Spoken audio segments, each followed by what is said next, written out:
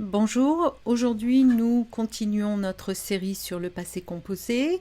Nous avons déjà parlé des verbes qui se conjuguent au passé composé avec l'auxiliaire avoir.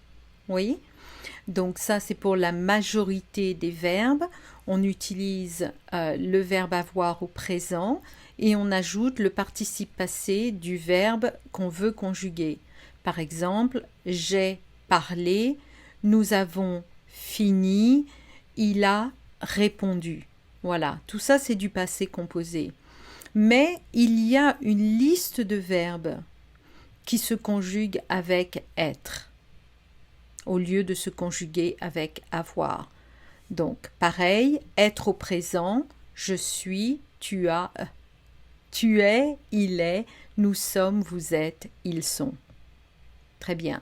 Donc, il y a plusieurs façons de mémoriser cette liste de verbes.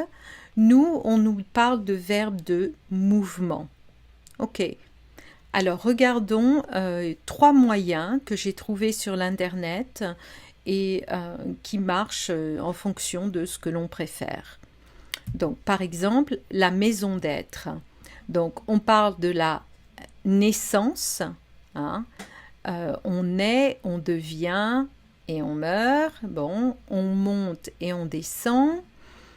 On reste, rester sur place, oui, to stay, not to rest, to stay.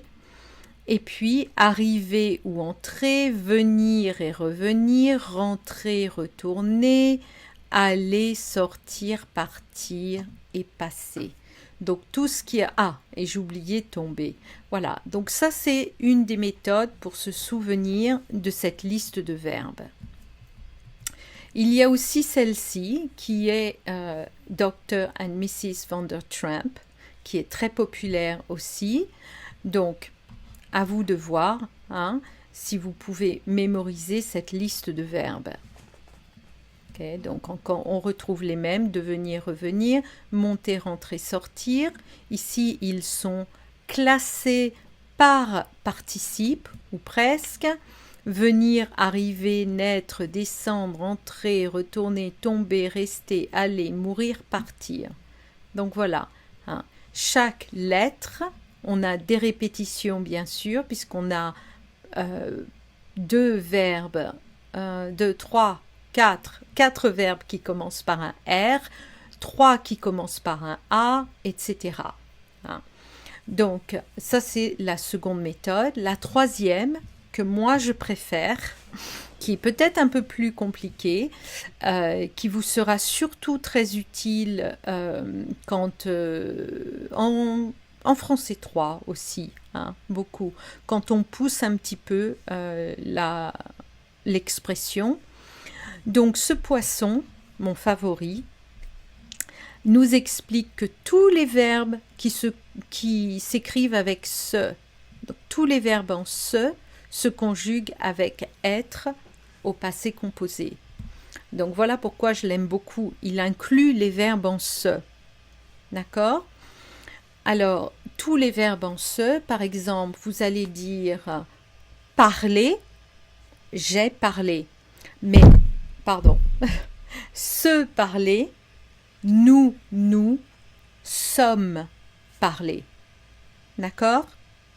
Donc voilà, on a notre liste habituelle de verbes qui se conjuguent toujours avec être, les verbes en se qui se conjuguent avec être, et autour, sur les petites nageoires, on a des verbes qui sont particuliers.